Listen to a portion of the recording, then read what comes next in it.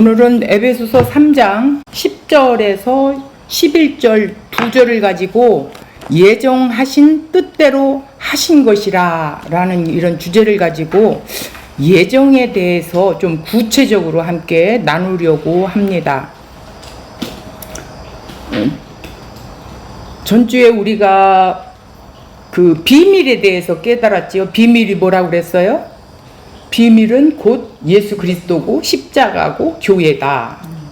이 감추었던 이 비밀을 예수 그리스도께서 오셔서 드러내 보여주신 것이 십자가의 사건이다. 그래서 그 비밀을 열어 바울에게 알게 하셨고, 바울을 통해서 또 에베소 성도들에게 또 전하게 되고 보여주고 나타내주고 했어요.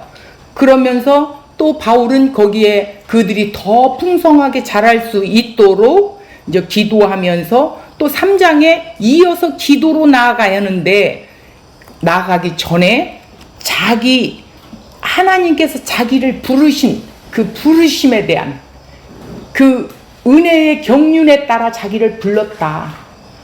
나를 구원하여 찾아오셔서 나를 구원하셨고, 또 나에게 그 하나님의 은혜의 예정대로 또 일꾼이 될 수 있도록, 이방인의 일꾼이 될 수 있도록 이렇게 세우셨다라는 그런 내용의 말씀을 우리가 함께 나눴었습니다. 자, 오늘은 한번 볼까요? 10절에서 11절까지 한번 읽어볼까요? 이는 할 때는 왜냐하면 이렇게 들어간다고 그랬죠. 이제 교회로 말미암아 하늘에 있는 통치자들과 권세들에게 하나님의 각종 지혜를 알게 하려 하심이니 곧 영원부터 우리 주 예수 그리스도 안에서 예정하신 뜻대로 하신 것이라 이랬어요. 이것은 하나님의 뜻대로 된 것이라고 되어 있죠.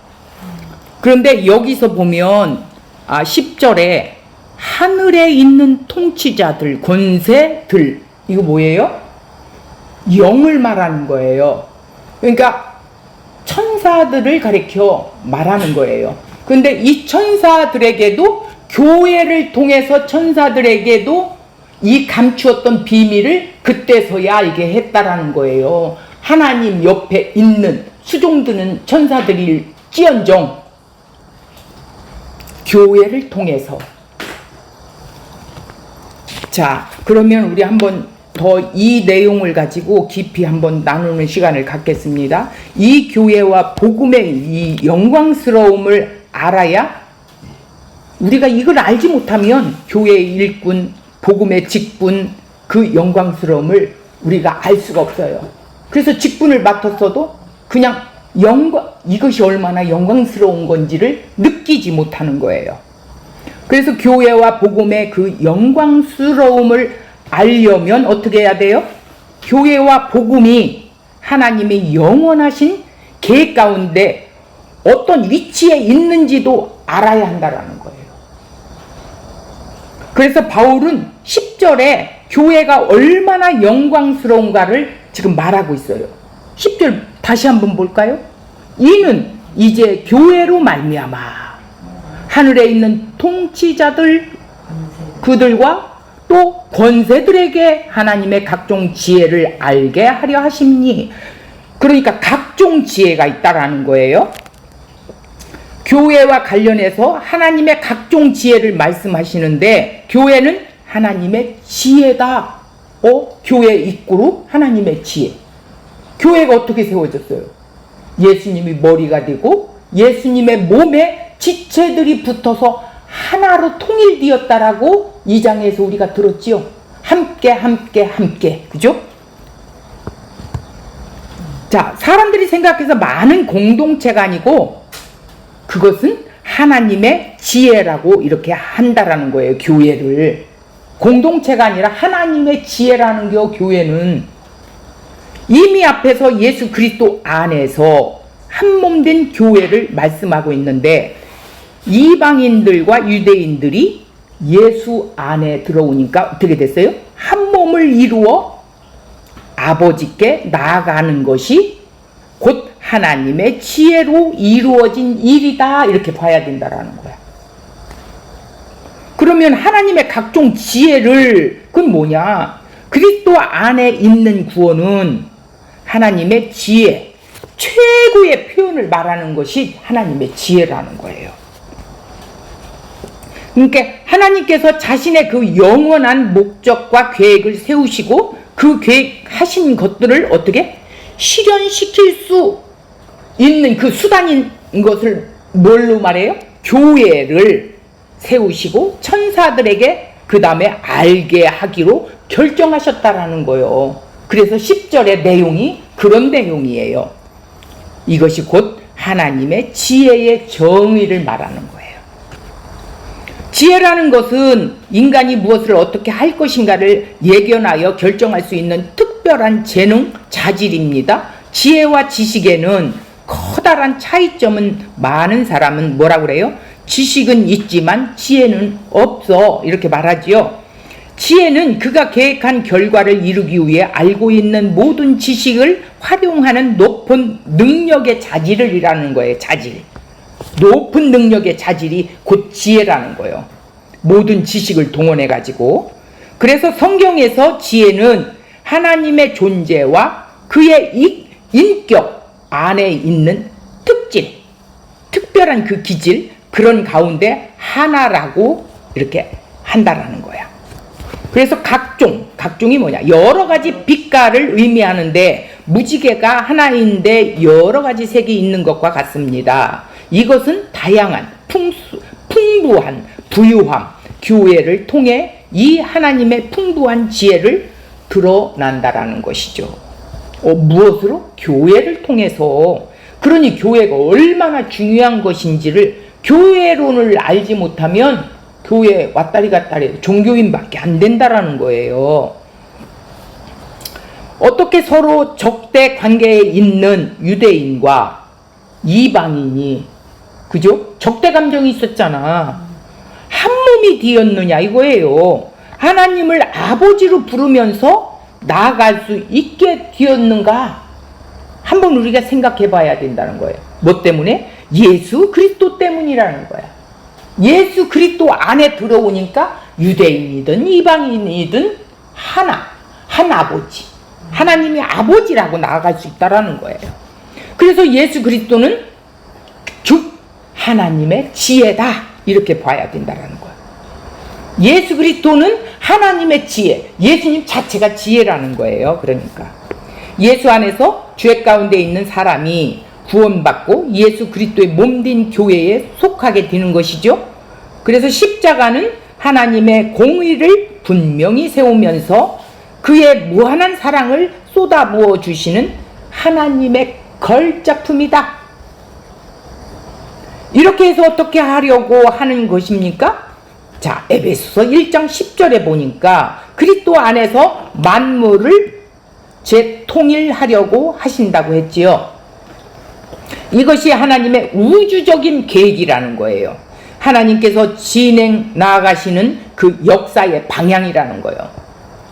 이 하나님의 구원의 계획은 정말 깊고도 풍성하다는 거예요.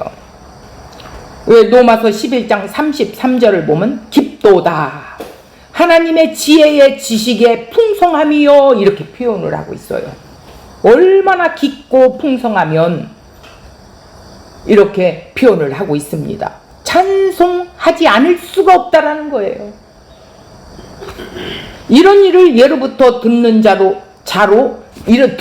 없었어. 예로부터 듣는 자도 없었고 또 눈으로 보는 자도 없었다라는 거예요.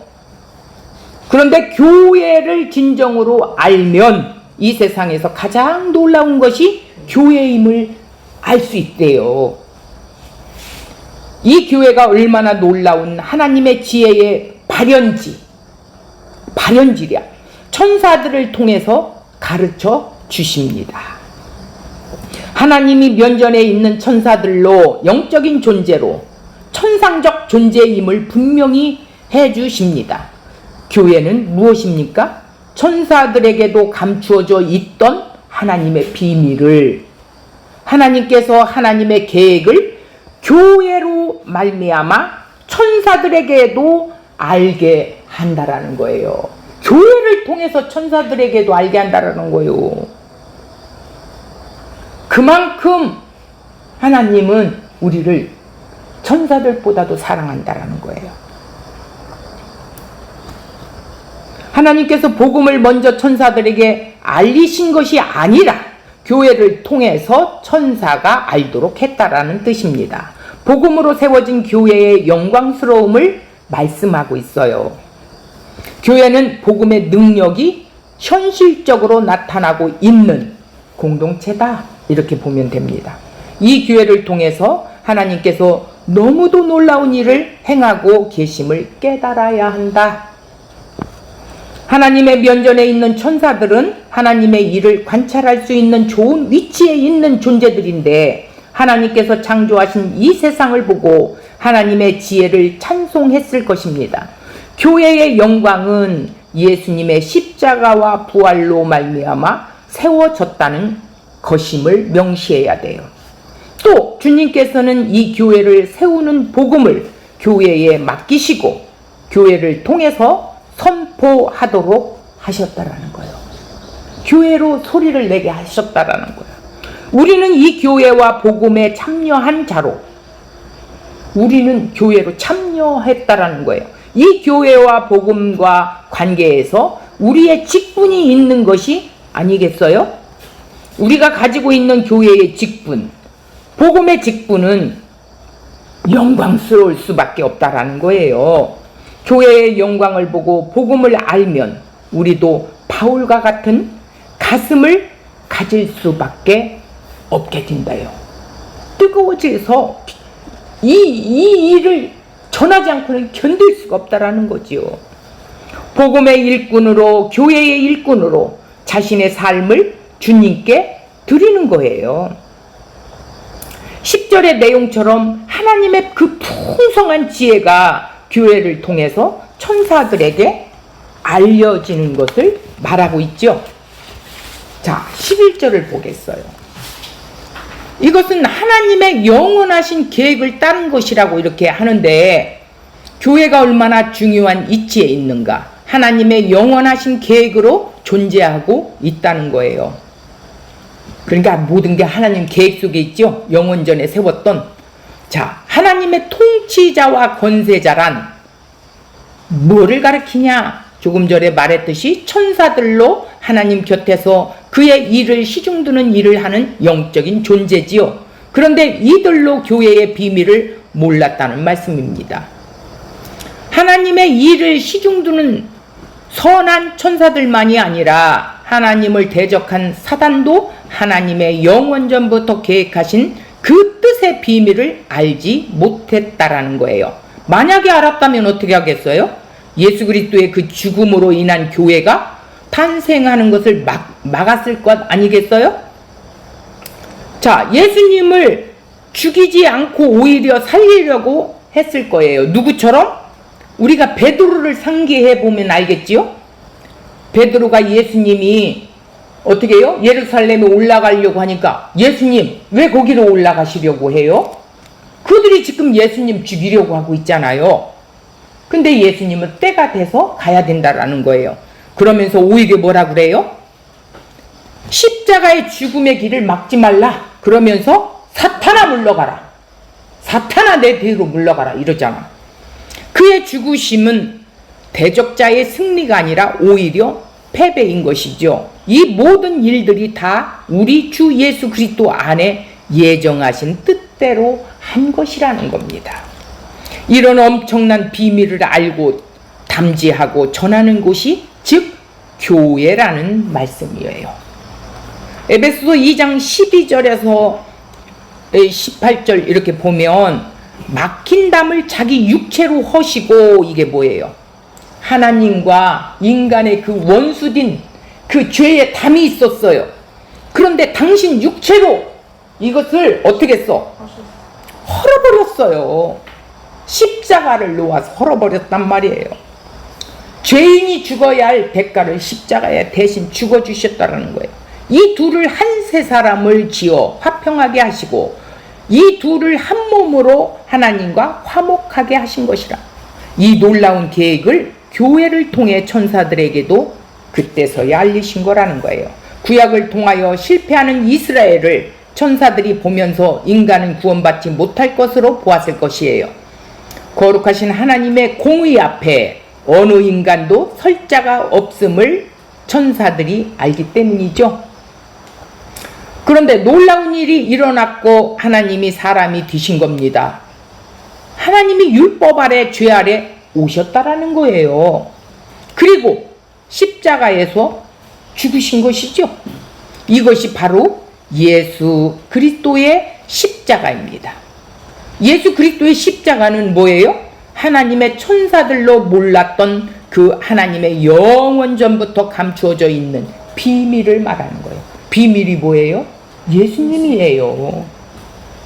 이것이 영원부터 우리 주 예수 그리스도 안에서 예정하신 뜻이라는 거예요. 이 뜻의 비밀을 교회에 알리시고 교회로 말미암아 하늘의 천사들에게 그 다음에 알리셨다라는 겁니다.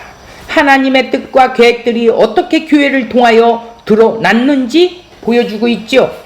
시편 85편 1절에 보면 여호와여 주께서 주의 땅에 은혜를 베푸사 야곱의 포로된 자들이 돌아오게 하셨으며 2절 주의 백성의 죄악을 사하시고 그들의 모든 죄를 덮으셨나이다. 셀라. 자, 야곱은 이스라엘 백성 전체를 말하는 거죠. 이런 야곱이 포로가 된 것은 죄로 인하여 포로로 잡혀갔으며 그 죄로 인하여 멸망하여야 마땅한 것이죠. 그런데 아무런 이유도 없이 주의 백성의 죄악을 사하시고 그들의 모든 죄를 덮으셨다고 합니다.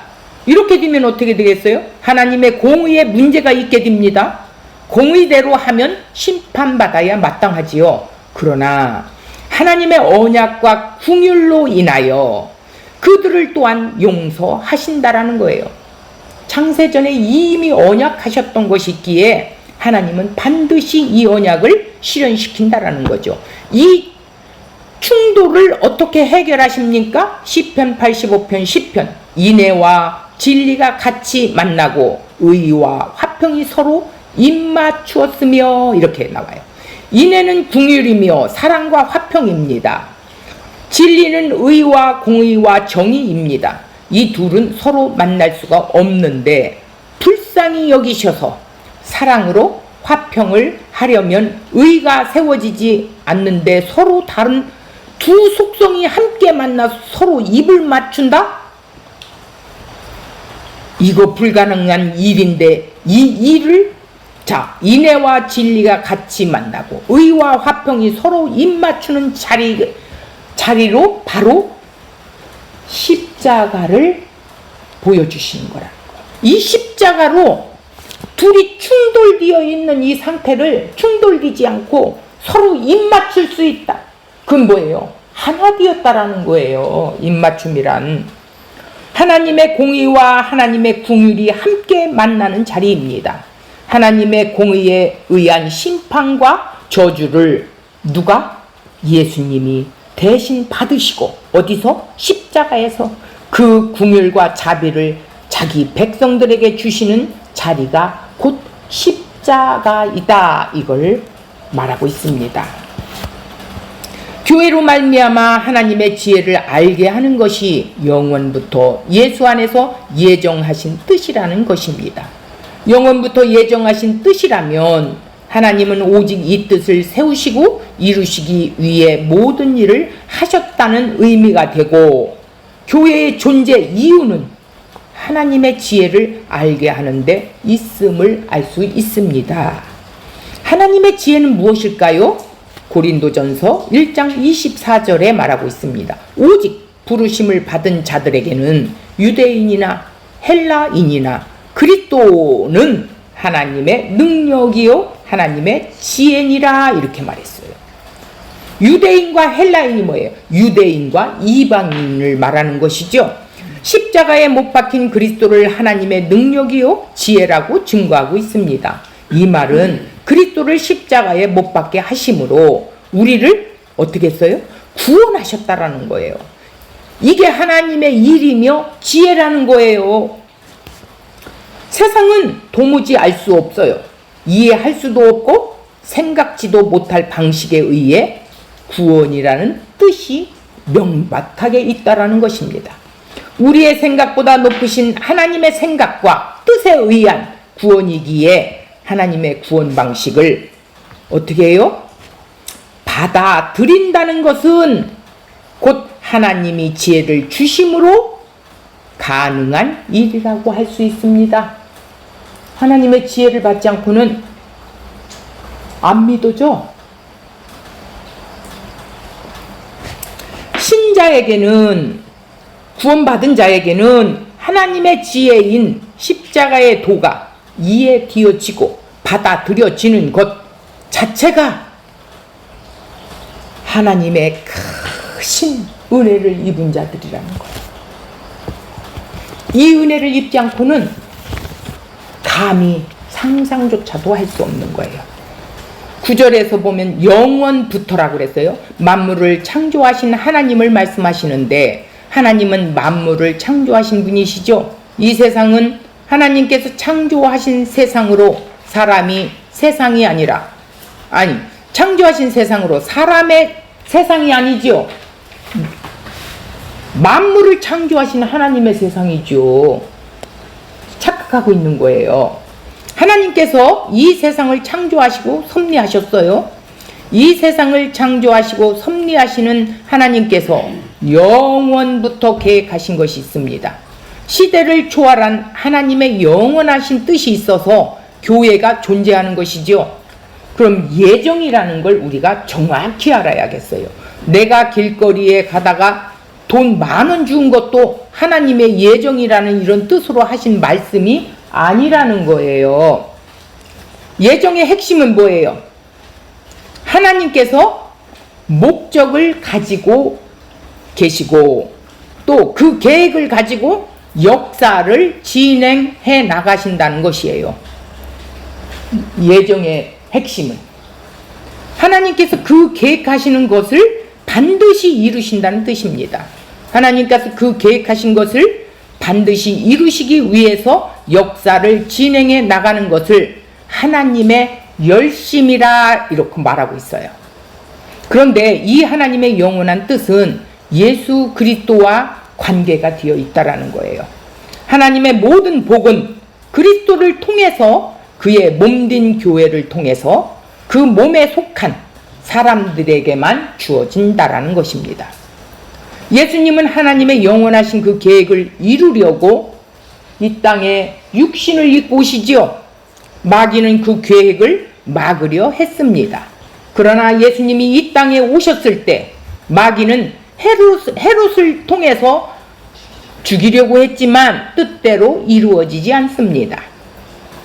하나님의 구원을 위해 하나님의 계획이 이루어졌습니다. 이 하나님의 계획으로 존재하는 것이 곧 교회다 이렇게 보면 돼요. 하나님께서는 교회로 말미암아 천사들에게 하나님의 지혜를 알리시려고 계획하셨다라는 것입니다.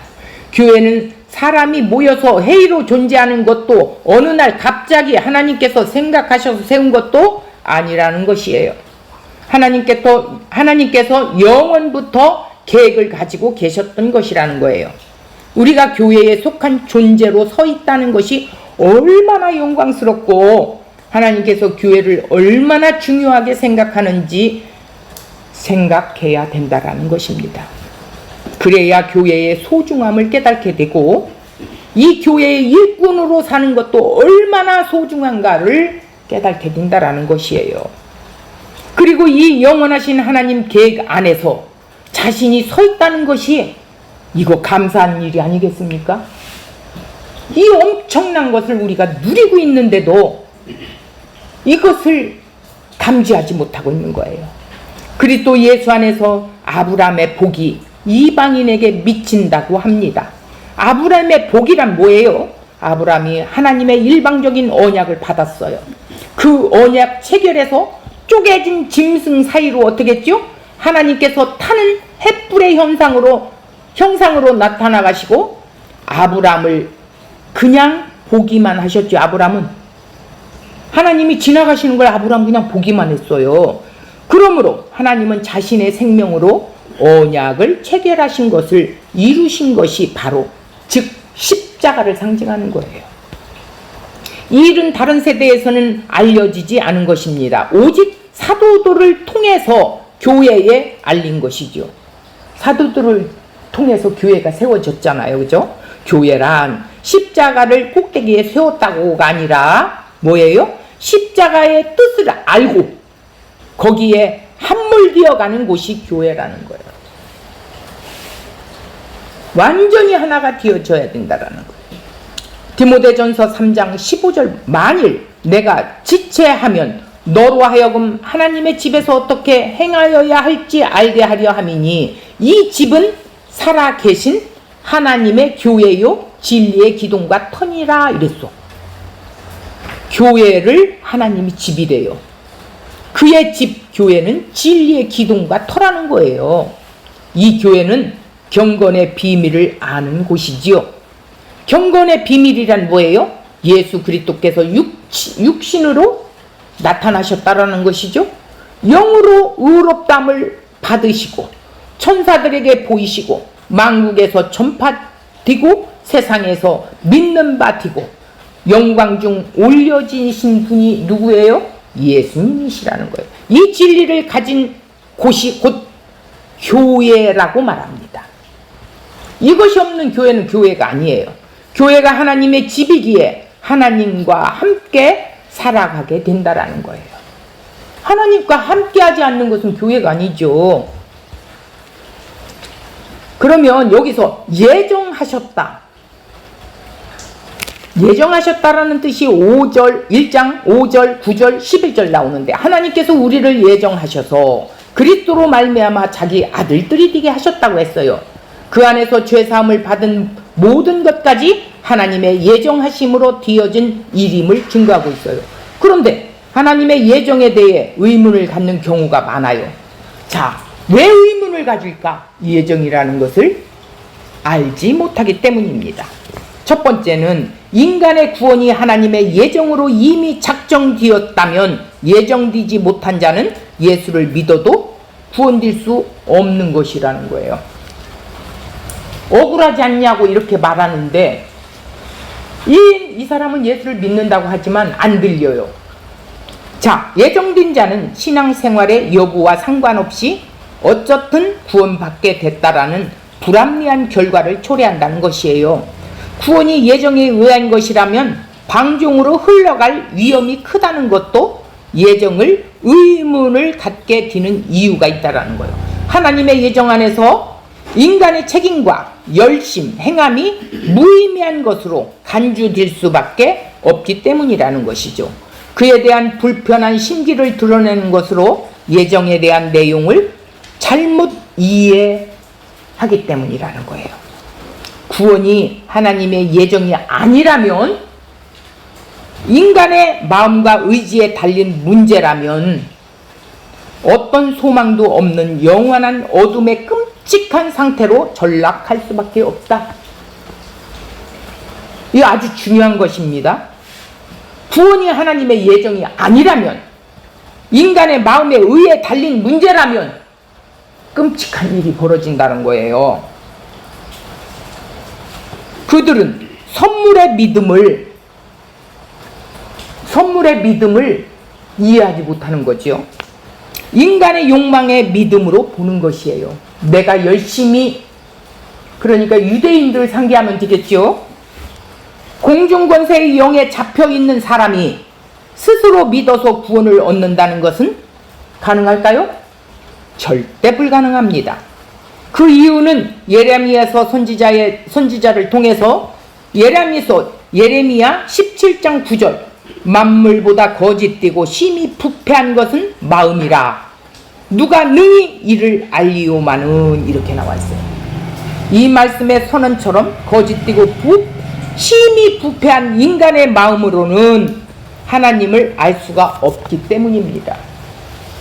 부패된 마음 갖고는 아무리 외쳐도 예수를 받아들일 수가 없고 하나님을 믿을 수가 없다는 거예요.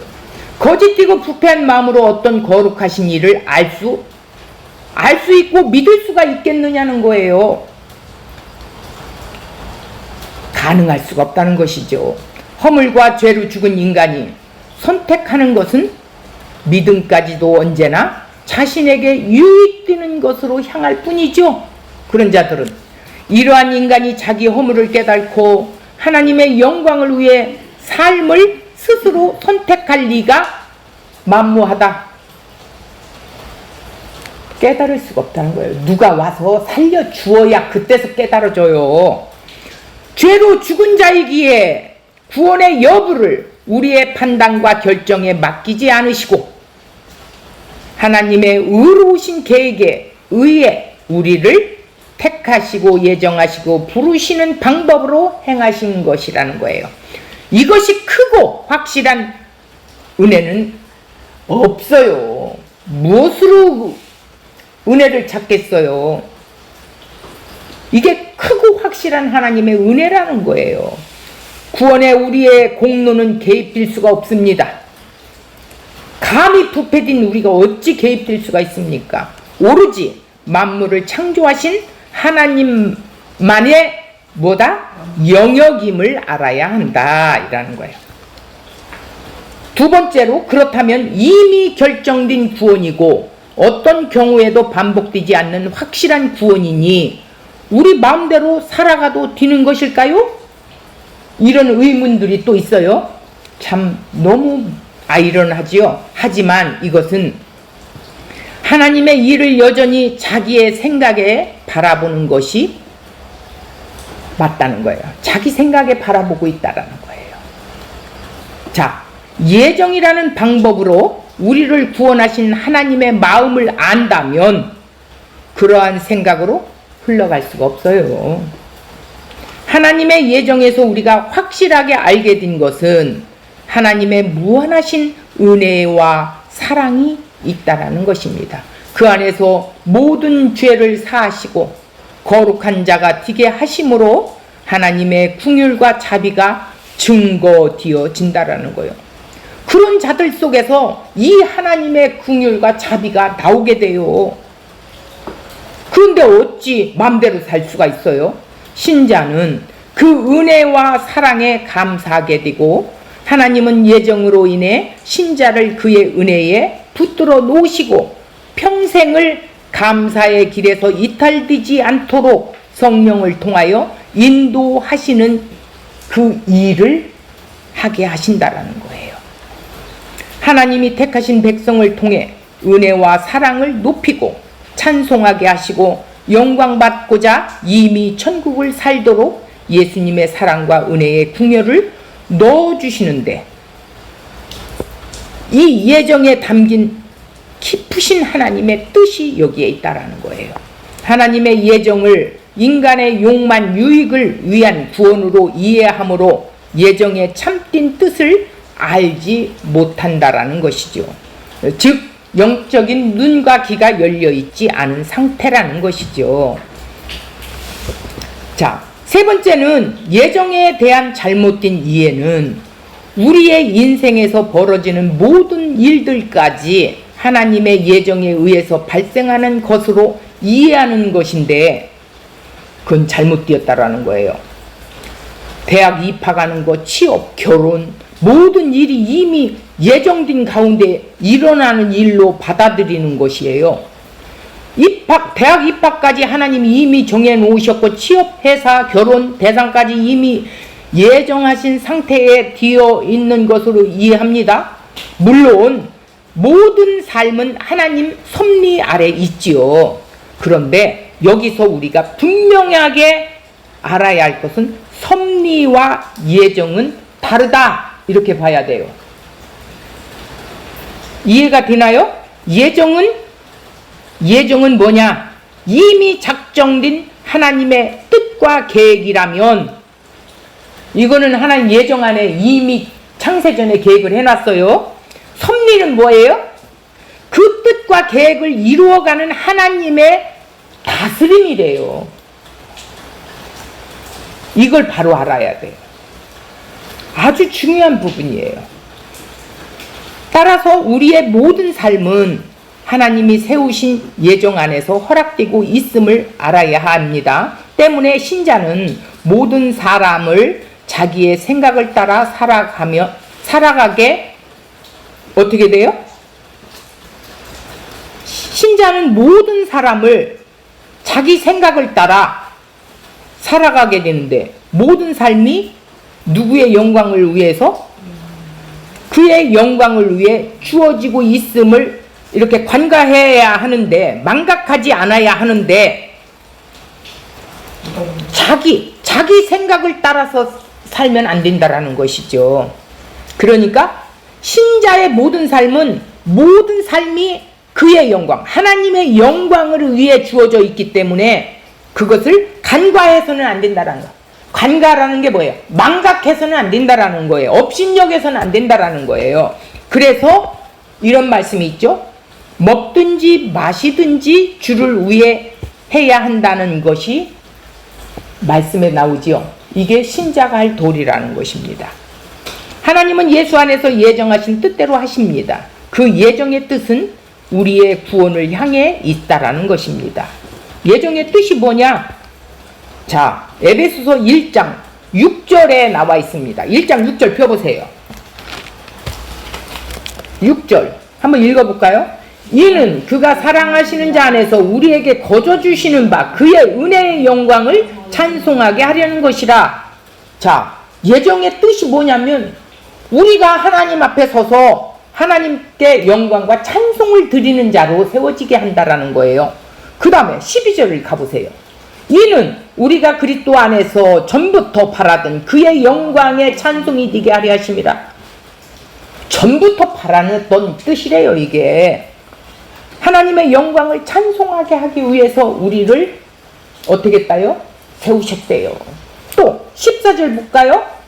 이는 우리의 기업의 보증이 되사 그 얻으신 것을 속량하시고 그의 영광을 찬송하게 하려 하십니다. 예정의 뜻이 바로 이거라는 거예요. 그래서 그 예정의 뜻 안에 있는 교회가 하나님 섭리 아래서 붙들려 간다라는 거예요. 이끌려 간다라는 거예요. 성령이 인쳐주셔서 성령의 인도하심을 따라 살아간다. 그런데 어떻게 막 살합니까? 자, 이렇게 우리가 정말 제대로 알지 못하면 너무나도 빗나갈 수밖에 없다라는 거예요. 거짓되고 부패한 심령이 되어 그 어떤 말씀도 하나님을 받아들이고 마음을 돌이키지 않는 인간을 창세전에 택하시고 예정하셔서 부르신 이유가 뭐냐? 하나님의 긍휼과 자비에 감사하고 그 은혜를 높이는 영광의 찬송이 되게 하는 것으로 집중되어 있을 뿐이라는 거예요. 우리 인생에 대한 하나님의 섭리는 우리의 욕구를 충족시켜주는 방향이 아니라 모든 삶에서 영광의 찬송이 되게 하는 그 방향으로 역사되어 간다라는 것입니다. 이걸 분명히 알아야 돼요. 하나님의 예정 안에서 택함 받은 사람은 하나님의 부르심을 받게 되고 새로운 사람으로 거듭나게 됩니다. 그 일에 하나님 실패하지 않고 어떤 인간이라도 불러내시고 그의 은혜의 영광을 찬송하게 하는 것이 예정의 섭리라는 거예요. 예정의 뜻이라는 거예요.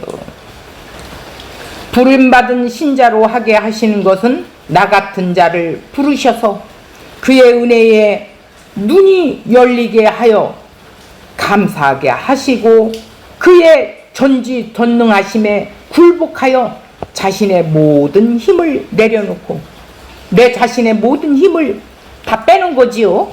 하나님의 행하심과 의지하는 것에 있다라는 것입니다. 이런 이유로 하나님의 말씀은 늘 우리의 허물을 드러내시게 되지요. 우리가 보지 못하는 그 죄를 깨닫게 하시는 거예요. 그러면서 나의 이 처절한 죄성을 보면서 구원이 전적으로 하나님의 능력으로 되어진 은혜임을 자각하게 된다라는 거예요. 자각하지 아니할 수가 없다는 거예요. 그래서 우리 이 죄덩어리를 육신 속에 넣어둔 거예요. 빼집어내지 않고. 이걸 빼냈으면 예수님 같이 되겠지요. 그죠? 그래서 자,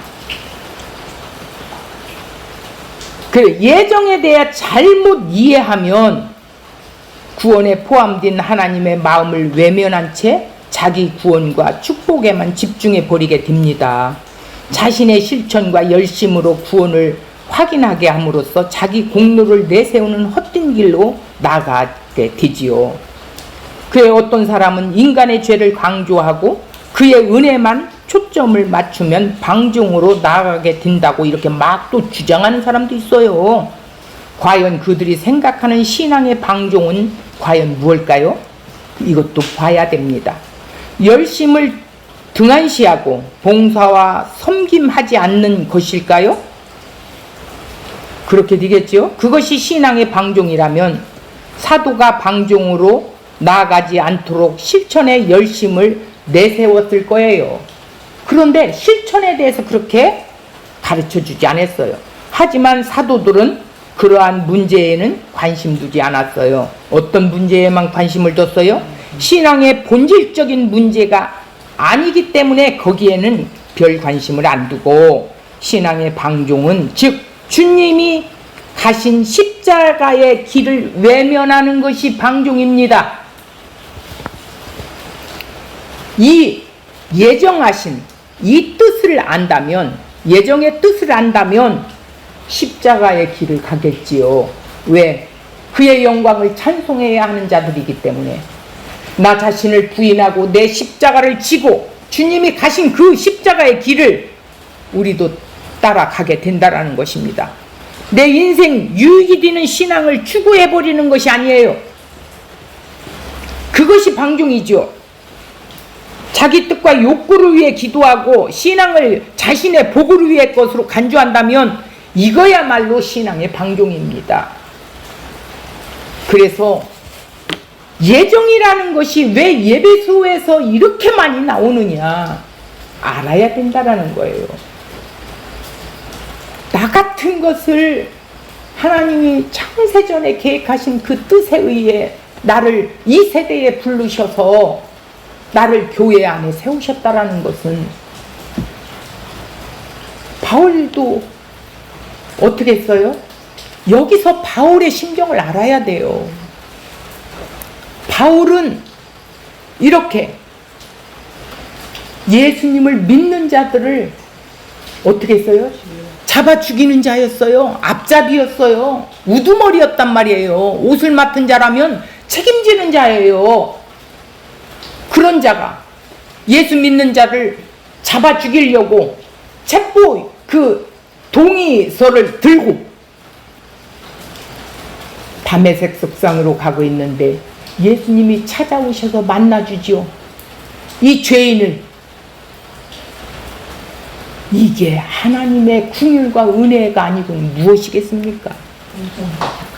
바울을 그 길을 가게 해서 그때 만나게 하시는 이유가 뭐겠어요? 인간은 모두가 죄인이라는 걸 알게 하시는 거예요. 그런데 죄인이 스스로 의지적으로 노력해서 내가 내 열심을 하나님의 그 구원 계획에 포함해서 구원을 받는다고요? 말도 안 되는 소리입니다. 그렇기 때문에 에베소서가 얼마나 중요한지 우리는 정말 우리의 마음에 다시 새기고 또 새겨야 돼요. 교회들이 정말 이 교회론에 대해서 교회라는 것이 무엇인지를 바로 안다면 한국교회가 이렇게 됐을까 싶지 않습니다.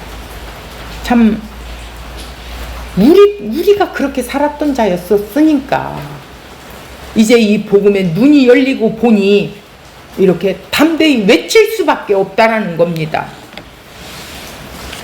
오늘 이 에베소서 이 참 3장 10절 11절 이 짧은 내용 속에서 이 엄청난 것을 제가 이 말씀을 준비하면서요 깜짝깜짝 놀랐어요. 내가 이런 것들을 놓치고 살았구나. 그래서 내가 변화되지 못하였구나. 이제서야 하나님이 이걸 깨닫게 해주시는 거예요. 예정하신 뜻대로 하신 것이라는 것, 이것을 우리가 다시 한번 마음 깊이 새기는 그런 시간이 되었으면 좋겠습니다.